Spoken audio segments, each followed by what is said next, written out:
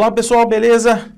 A gente vai dar sequência aqui no nosso conteúdo e agora falar sobre um modelo para a elaboração do projeto pedagógico da escola, só que eu só quero deixar claro o seguinte, a gente vai ter como base aqui o Celso Vasconcelos, outros autores como Danilo Gandim, Paulo Roberto Padilha, Libânio, o professor Ilmar Veiga, todos têm suas sugestões sobre como construir, como elaborar um projeto pedagógico. Quando eles nos trazem esse modelo, não quer dizer que esse modelo já vem registrado, com tudo que tem que ser feito, etc. Não é isso, é só uma metodologia, tá? São pontos que precisam ser analisados de acordo com esses autores. Agora, o conteúdo, o recheio do projeto, aquilo que vai estar dentro do projeto, isso depende da discussão, do processo de trabalho coletivo que deve ocorrer tanto na elaboração quanto na execução do projeto, tudo bem? Então a gente vai fazer algumas anotações e eu deixei um esquema aqui para a gente já visualizar como faremos.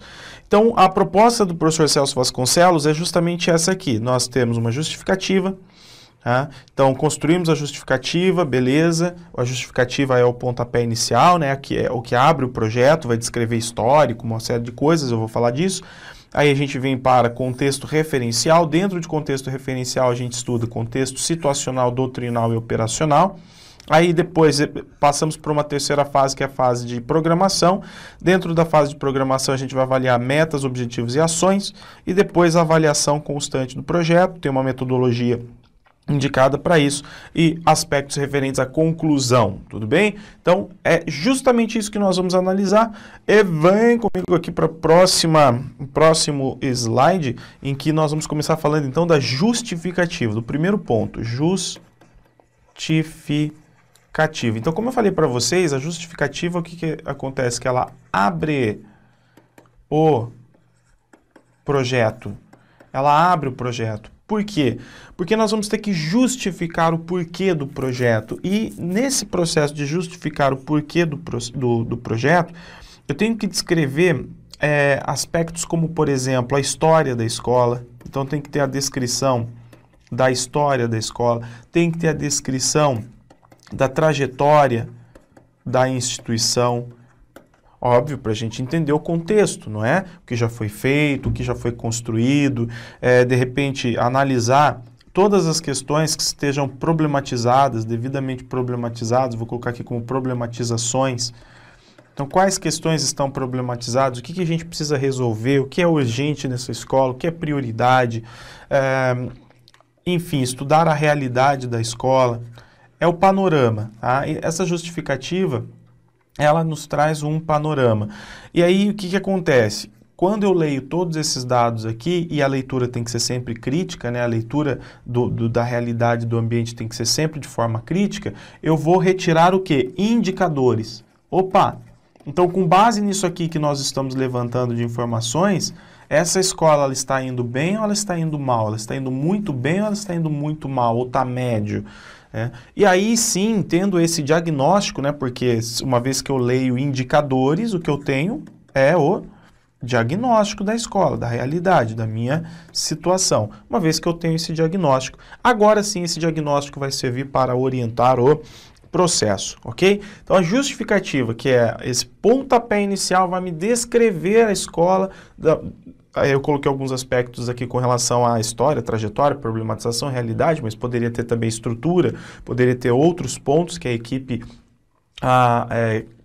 que está discutindo ali o projeto, se achar necessário, pode incluir, mas havendo essa descrição da escola e a partir dela eu retirando indicadores, a partir dos indicadores fazendo um diagnóstico, agora sim eu posso iniciar aí um processo mesmo de planejamento, fazendo, vamos dizer assim, indo para o próximo ponto. Se vocês analisarem aqui comigo, o próximo ponto vai ser o quê? Cadê isso? O contexto referencial. Tá? Então agora a gente vai analisar o contexto referencial. Só que o contexto referencial ele é orientado pelo diagnóstico que nós fizemos aqui no momento da justificativa, ok? De repente você pode me perguntar, Vinícius, mas em vez de justificativa eu já vi outros projetos, modelos de projetos trazendo introdução, por exemplo. Primeiro eu começo pela introdução. Como eu falei, aquilo que você vai discutir varia muito de autor para autor, são sugestões, tá? O mais importante é a boa intenção dos participantes em rechear, em colocar as informações da melhor forma possível dentro desse esquema que nós estamos estudando. Bom, Vamos lá então, vimos aqui a justificativa e agora a gente vai falar sobre o contexto referencial. Contexto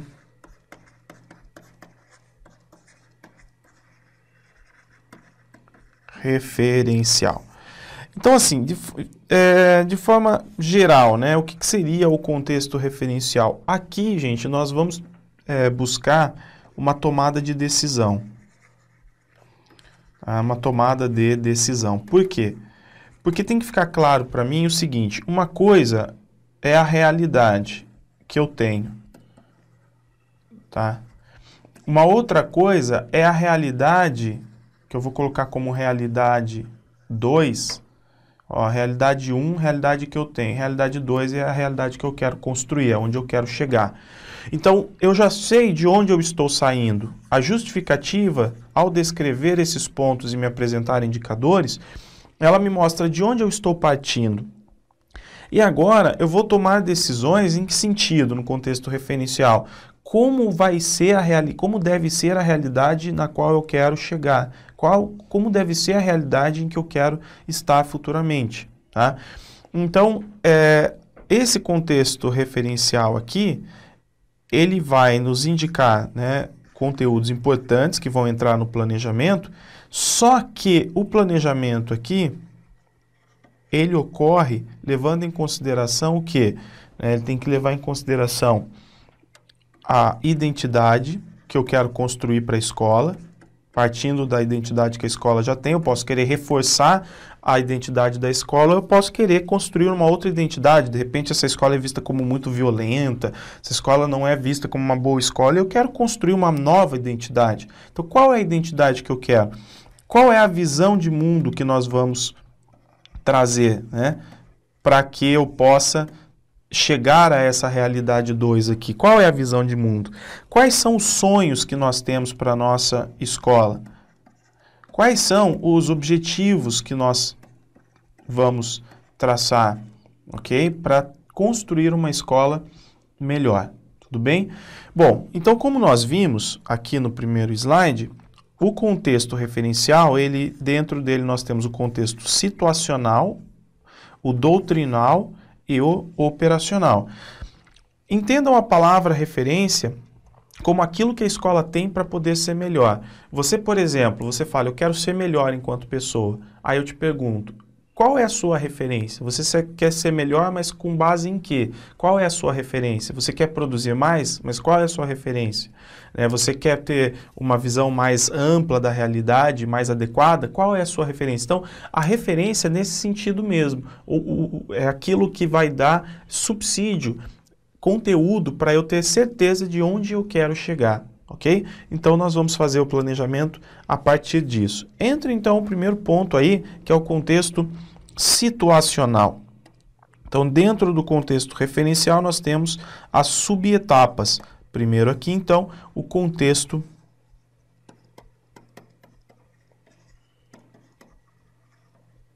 situacional, ok? Bom, o contexto situacional, gente, ele pode ser, vamos dizer assim, volta àquela ideia da situação da escola, né? Dessa realidade 1 aqui. Então, eu preciso fazer um diagnóstico. Só que eu faço um diagnóstico já imaginando o que eu quero para a realidade 2. Tá? Esse diagnóstico, ele pode ser um diagnóstico externo e interno.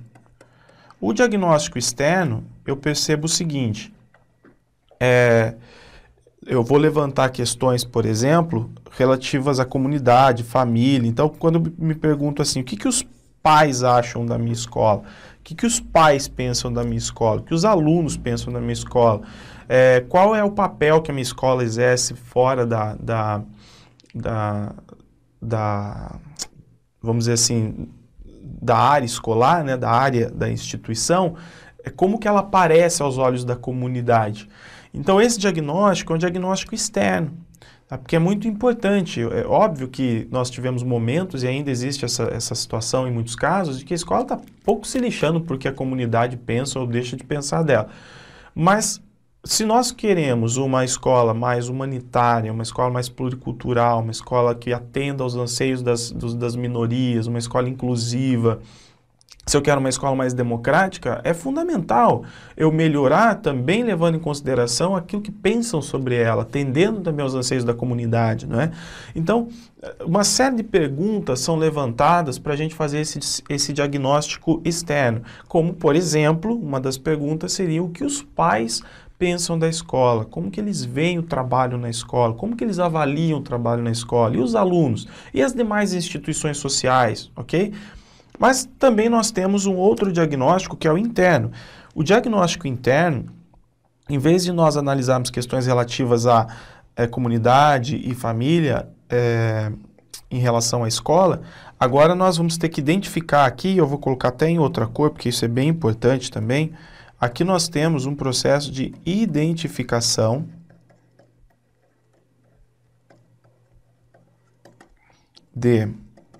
só que é interna essa identificação de forças, fraquezas, acertos, erros, tá? Então a equipe vai, dentre outros pontos que podem ser trazidos. Então a equipe vai identificar isso. A equipe pode se perguntar, por exemplo, como que eu vejo a minha escola? Quais são o que nós alcançamos de números positivos, de percentuais, de indicadores positivos? O que está muito ruim ainda na nossa escola? Então, assim, você vai falar, Vinícius, mas a justificativa já não é um diagnóstico? É, porque ela descreve a realidade. Só que no contexto situacional, eu já estou comparando a realidade que eu tenho, eu estou tendo a distância adequada de onde eu quero chegar. Tá? Então, no contexto situacional, eu já estou falando, gente, nós queremos estar aqui, olha onde nós estamos muito longe, ou estamos no meio do caminho, ou estamos muito próximos, tá bom? Eu já tenho uma referência no contexto situacional, e isso vai embasar muito bem a discussão, tá?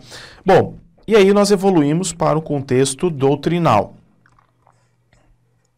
B aqui, ó.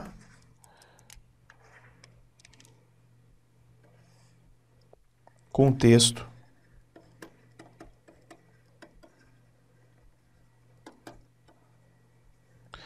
doutrinal, ok? O contexto doutrinal, gente, ele vai expressar os ideais que a escola constrói, tá? Então, vamos colocar assim, ó, expressa os ideais de homem, que tipo de cidadão nós queremos formar, que tipo de sujeito, qual é a nossa referência, né? De homem, de cidadão, por exemplo, de educação, que tipo de educação que nós achamos que é um modelo e que deve ser implantada nessa escola, que tipo de sociedade nós queremos construir, que tipo de mundo no qual eu quero viver. Então, assim, é bem amplo, né? Expressar ideais é uma coisa bastante ampla e envolve valores, envolve uma visão de futuro, tá? E aqui um tipo de pergunta que eu posso fazer é, por exemplo, que tipo de sociedade eu quero construir, que tipo de aluno eu quero formar, tá? Que tipo de cidadão eu quero formar. É óbvio que a escola vai olhar para a legislação e ela ali já tem alguns ideais traçados. A LDB, por exemplo, diz, eu quero que tipo de aluno eu quero formar? Crítico, participativo, reflexivo, que valoriza o mundo do trabalho, que interage no mundo do trabalho, que valoriza a família, que respeita a pluralidade, que compreende os ideais de democracia, o ideal da democracia, por exemplo, e age em prol dela, okay? Que se desenvolve do ponto de vista estético e ético.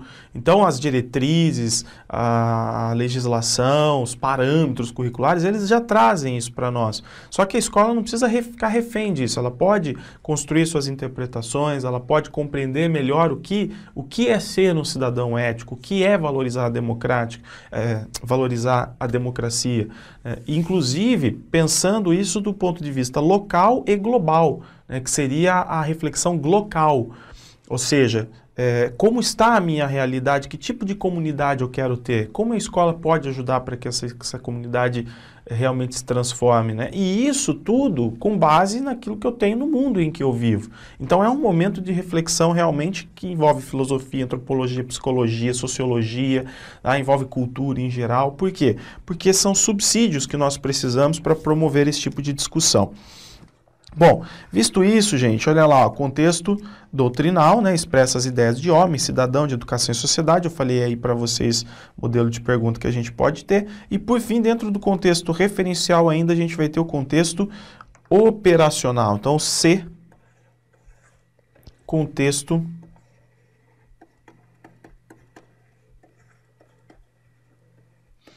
operacional. O contexto operacional é a tomada de posições, tá? Então vão ser programadas as linhas de ação. Como que nós vamos agir? Então a gente tem aqui, ó, tomada de posições. Então a escola, a equipe já sabe o que quer, para onde ir, não é? Tomada de posições e programação das linhas de ação, como vamos agir. Só que ainda estamos na fase de planejamento, tá? E programação das linhas de ação.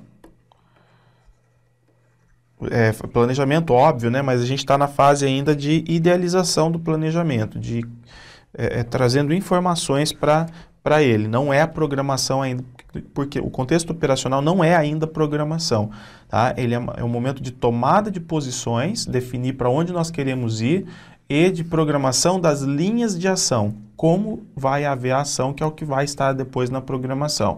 Então, no caso, quando eu falo de linhas de ação, a gente pode combinar 3 dinâmicas aqui, tá? Eu tenho a ação individual, ou seja, eu tenho lá o que cada segmento, né, cada pessoa que faz parte de cada segmento vai ter como responsabilidade, e eu trago, por exemplo, a do professor.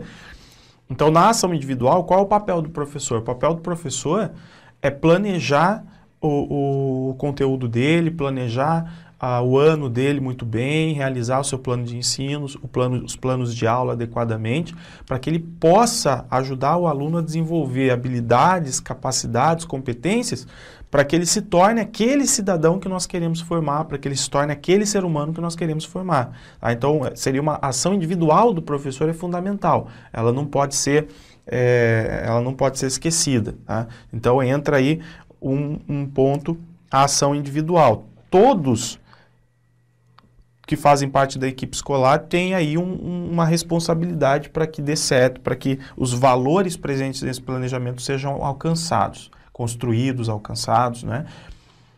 Aí a gente pode ter também o grupo que a sugestão do autor, do Celso Vasconcelos, é de 5 a 7 pessoas, isso vai variar muito de autor para autor, tá? 5 a 7 pessoas. Então, o que o grupo de 5 a 7 pessoas faz? Ele forma o grupo gestor. O grupo gestor é aquele que está... O grupo gestor, ele tem uma responsabilidade muito grande, que é de formalizar o projeto e executar o projeto. E esse grupo gestor, ele vai poder contar com obviamente, com outras pessoas da equipe que vão ter suas ações individuais ou em outros subgrupos, e o grupo gestor, ele acaba sendo também o responsável pelo acompanhamento de tudo que está acontecendo, tá? Esse grupo é interessante que ele seja eclético. Então, é importante que ele tenha representantes dos pais, da direção, dos alunos, dos funcionários, dos professores. Tá? Um grupo, portanto, eclético. E dentro desse grupo são realizados debates. E aquilo que se decide por meio dos debates pode, inclusive, ir sendo incorporado no regimento da escola. Por quê? Porque é tudo para melhorar a escola. Então, a gente vai encontrando novas formas de organizar a escola, de agir dentro da escola e de fazer com que ela seja melhor. Então, o fruto desses debates podem ser deliberações importantes, decisões que venham incluir o regimento, como, por exemplo, ações de conduta que fazem parte daquilo que se espera das pessoas, né, nas relações de convivência dentro da escola. Tá? As condutas, as ações adequadas que podem ser percebidas aí. Bom, visto isso, nós vamos evoluir para outra fase. Nós vamos evoluir agora para a programação. Então, só dando uma olhadinha aqui para a gente relembrar, nós vimos justificativa, contexto, referencial, e agora o 3, a programação, ok? Então, tá lá 3,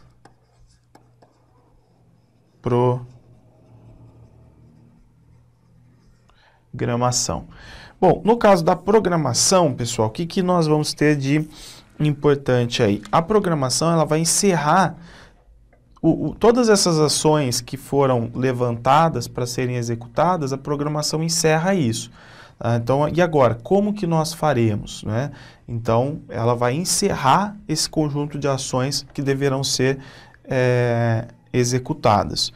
Beleza, então nós vamos ter uma programação aqui e o grande objetivo dessa programação é justamente encurtar a distância entre a realidade 1 e a realidade 2. Então, se a distância entre aquilo que eu quero, aquilo que eu tenho e aquilo que eu quero é muito grande, eu realizo a programação para começar a executar as ações para que eu possa ir, para que eu possa ir encurtando essa distância entre a realidade 1 e a realidade 2. Esse é o grande objetivo da programação, diminuir a distância entre as duas realidades. Lembrando que a realidade 1 é a realidade diagnosticada e a realidade 2 é a realidade pretendida, tudo bem? Beleza, mas como que nós vamos fazer isso, Vinícius? Aí vem pontos. Dentro da programação eu tenho metas. Então, opa, precisamos alcançar metas. Maravilha.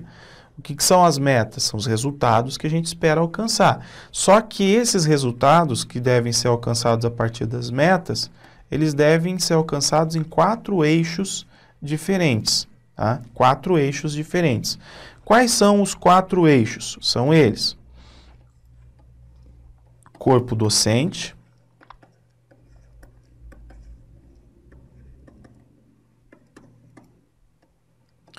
discentes,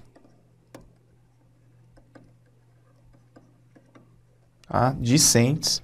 Depois a gente tem, além dos discentes, nós temos os pais e 4, comunidade. Eu não vou ficar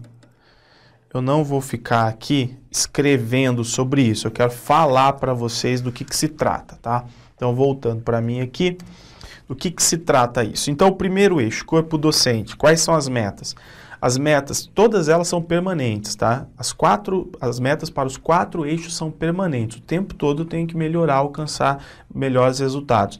Então, no caso do professor, eu preciso ter como meta, né, o que é essencial, e óbvio isso não posso ter outras, eu só vou dar algumas sugestões.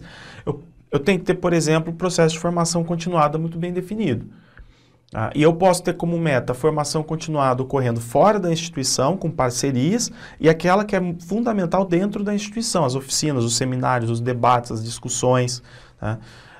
Então, isso é um ponto importante. E a partir dessa formação, eu tenho como meta alcançar o trabalho interdisciplinar, tá?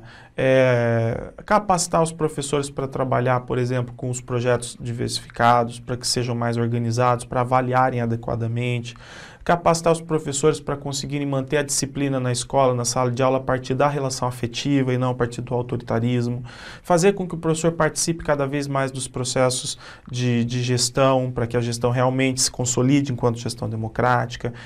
Tá? Então, a gente vai ter uma série de coisas importantes, assim, de pontos importantes, que vão contribuir com a formação pessoal, profissional e técnica do professor. Técnica, no caso, técnico-pedagógica, tá bom? Então, as metas voltadas para o aperfeiçoamento do professor.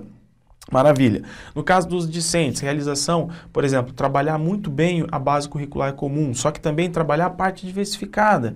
Então, eu tenho que ter oficinas, lembrando que a parte diversificada é currículo também, né? É curricular também. Então, eu tenho que ter oficinas trabalhando os temas transversais, eu preciso realizar eventos com os alunos, palestras, eu preciso realizar eventos culturais, eventos esportivos, eventos diversos, abordando temas como meio ambiente, abordando temas como sexualidade, saúde, lazer. Tá? É importante a gente ter no que diz respeito à base curricular comum, as atividades regulares, ter, por exemplo, o suporte ao aluno, ter o apoio ao aluno, ter as atividades de contraturno. É importante realizar atividades de natureza assistencial, como, por exemplo, campanhas de tratamento dentário, dentre outras, ok? Então, metas para o corpo docente. Para os pais, também realização de eventos culturais, aproximação dos pais da escola, trabalhar, por exemplo, meios eficazes de troca de informações com os pais, trabalhar também com os temas transversais, promover palestras sobre sexualidade, promover palestras sobre assuntos atuais, promover a conscientização, debate sobre aquilo que pode ser melhorado na educação dos filhos, tá? Novos comportamentos, enfim. E no caso da comunidade, integração. Ok? Então, tentar encontrar medidas e medidas para integrar a comunidade, fazê-la participar da escola e fazê-la também contribuir com o crescimento da escola. Não só dando sugestões, mas também participando de processos de elaboração e execução de tarefas. Tá bom? Voltando lá, visto isso então com relação às metas, ainda dentro de programação, a gente tem objetivos. Então, o que eu coloquei aqui para metas foi letra A. Então, a gente vai ter também, dentro ainda de programação, letrinha B, objetivos. Bom, os objetivos, gente, o que acontece? Eu preciso melhorar a escola, não é? Eu preciso melhorar a instituição. Então, nós temos dentro da instituição vários níveis comprometidos com esse planejamento. Então, eu tenho funcionários, eu tenho professores, eu tenho professores de ensino fundamental, de repente de ensino fundamental 2, de ensino médio, eu tenho os profissionais da área da biblioteca, eu tenho os coordenadores, Então, todo esse pessoal tem que assumir a responsabilidade e fazer aquilo que é atribuição dele, aquilo que é responsabilidade dele, para ajudar a escola a alcançar os objetivos, tá? Então, dentro das metas, existem lá os objetivos a serem alcançados e cada grupo vai ter que trabalhar em prol disso. Então, por exemplo, eu tenho as metas para o corpo docente. Quem são os responsáveis pelos objetivos que estão lá dentro? Eu tenho, sei lá, como responsáveis, por exemplo, coordenadores e professores, trabalhando em conjunto. Então, eles são responsáveis para alcançar aqueles objetivos que foram traçados, tudo bem? E ainda dentro de programação, nós temos também as ações que serão realizadas. Que na verdade está tudo junto, né? Porque as ações elas servem justamente para que os objetivos sejam alcançados. Então as ações elas representam o quê? As atribuições oferecidas aos envolvidos. Atribuições dos envolvidos. Sempre lembrando isso, muitos autores vão dizer que na verdade eu não posso entender que esse projeto, né, que está sendo construído e executado, ele seja apenas da escola. Ele tem que ser meu também, enquanto professor, enquanto funcionário, não é? E aí, para a execução das ações, é importante que exista um cronograma. Um cronograma. Em outras aulas do curso, nós vimos, por exemplo, a tabela que é sugerida, muitas vezes, que é a 5W2H. É uma tabela que está em inglês, mas só lembrando, né? O cronograma ele vai ter lá as ações que deverão ser realizadas, what, o que realizar, when, quando realizar, who, quem vai realizar, how much, quanto custará, how long, em quanto tempo ela deverá ser realizada. Então está em inglês, mas a tabela ela é sugerida por muitas empresas de consultoria, inclusive documentos sobre administração escolar, porque ela auxilia. Com a tabela eu tenho certinho o que vai ser feito, quando vai ser feito, como vai ser feito. Isso é bem legal para que eu tenha uma visão geral do cronograma das ações, beleza? Então, quando eu falo de ações, é importante ter um cronograma indicando isso tudo. Bom, e ainda é fundamental que exista o quê? Um outro passo que nós vimos, que é a avaliação. Aliás, eu vou tirar isso aqui porque a avaliação não faz parte mais da programação, é uma nova fase agora, não é? A avaliação, ela é permanente. Então, a avaliação ela não deve ocorrer apenas ao final do projeto, ela é permanente. Então, durante a execução do projeto, ela está sendo realizada, ok? Ela é permanente. E ela está sempre preocupada com o quê? Com o processo, o produto, né? Produto, que é o resultado e o processo. Então, eu tenho que avaliar se o produto é aquilo que eu estava esperando e se o processo está sendo executado da forma como foi também planejado. Tá? Então é importante que para a avaliação ser realizada permanentemente exista uma metodologia, e a metodologia pode abranger algumas ações. A avaliação precisa ser devidamente realizada, então requer aí um procedimento metodológico. No caso, essa avaliação, ela pode ser feita, por exemplo, a partir de reuniões, tá? Então, periodicamente é possível realizar reuniões para analisar, ver se os indicadores estão melhorando, reuniões participando alunos, pais, professores, todos. É possível realizar momentos de discussão e debate, reavaliação do que está sendo feito.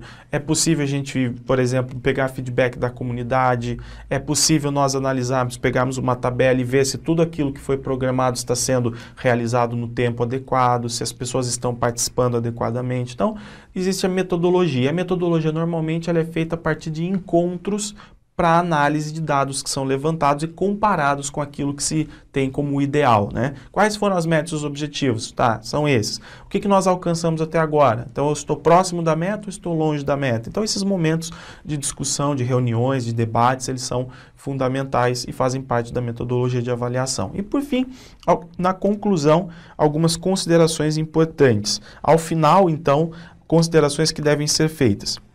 É preciso tomar o projeto como um planejamento revestido de flexibilidade e de dinamicidade. A escola é uma instituição viva. Rumos diferentes às vezes deverão ser seguidos e ainda que não constem no programa e que a cada ano as metas deverão ter seu alcance analisado.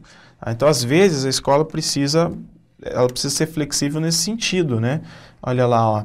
A escola é uma instituição viva e aí rumos diferentes às vezes deverão ser seguidos ainda que não constem no programa, né? Só que, obviamente, que uma vez que eu sei que eu preciso tomar um rumo diferente, ele vai integrar o programa, ele vai ficar anexo ao programa. Esses novos rumos são decididos a partir do diagnóstico permanente, porque a equipe pode entender que a forma, o procedimento que foi planejado não é adequado, de repente, para alcançar uma determinada meta. Ainda que a LDB, Lei Maior, determine a existência do projeto, a obediência à lei e a sua exigência legal não são suficientes para dar-lhe consistência e importância. Aquilo que eu falei para vocês. Quer dizer, eu tenho legislação para apoiar o professor, mas a equipe, mas eu não preciso ficar presa a ela, tá? O seu significado decorre do processo de gestão democrática em que for efetivado e executado. A coerência entre dois planos, o global da instituição escolar e o de cada professor, são fundamentais para a validade de ambos. É óbvio, não adianta eu planejar alguma coisa no sentido global, algo estar no projeto político-pedagógico, o professor ir lá e fazer diferente, não é? No contexto doutrinal, uma das definições mais significativas é a que se refere à teoria pedagógica, tá? Que dará suporte ao processo de ensino-aprendizagem. Então, aqui, por exemplo, nesse contexto doutrinal, gente, um ponto importante que eu tenho é, por exemplo, a nossa escola, ela o que ela segue para as teorias, teoricamente, para que eu possa exercer, ter base, né, fundamento para o meu trabalho? Então, a nossa escola é construtivista. Então, eu tenho que ter, por exemplo, estudo muito bem afinado de Piaget, de Vygotsky, de Vallon. Por quê? Porque esses fundamentos trazidos nas teorias que eu mencionei, eles vão ser fundamentos da prática do professor. Então, a escola tem que estar sintonizada com essa teoria, com essas teorias. A falta de consenso geral deve ser vista pelo grupo gestor e equipe como prova de competência e amadurecimento, e que as diferenças de opiniões e de posições enriquecem o trabalho. Eu já estudei com vocês em outras aulas isso, né? É importante que existam realmente, as diferenças são necessárias, mas eu não posso ter um conflito permanente. Uma vez que existe diferença, tem que haver já o quê? Negociação. E a negociação tem que chegar à resolução do conflito, a uma decisão. Se eu tenho diferenças de opiniões e elas não se resolvem, aí é um problema. Okay? Elas são naturais, elas devem ocorrer, desde que em seguida eu tenha o processo de negociação e conclusão. O projeto político-pedagógico e o regimento escolar, cuja elaboração deverá ter sido simultânea, deverão ser objeto de reflexão concomitante, de reformulação, de implementação, pois dependem sempre de processos legitimadores, além de representarem juntos a instituição. Tá? Legitimador quer dizer o quê? Ora, É no projeto político pedagógico e no regimento escolar que eu tenho que ter, vamos dizer assim, aquilo que é escola. Então, eu não posso ir contra o PPP da escola e eu não posso ir contra o regimento. Então, a gente trabalha em equipe para decidir da melhor forma possível o que vai alimentar o projeto pedagógico e o regimento. Uma vez que eu tenho isso definido, a identidade da escola está ali. É como ela funciona, está ali. Tá? Então, são documentos que legitimam tudo que a gente faz dentro da escola, desde que seja de acordo com esses documentos, porque eles foram democraticamente produzidos. Tudo bem? Pessoal, visto isso, terminamos. Acho que não doeu, não é? E a gente segue para a próxima aula. Até mais!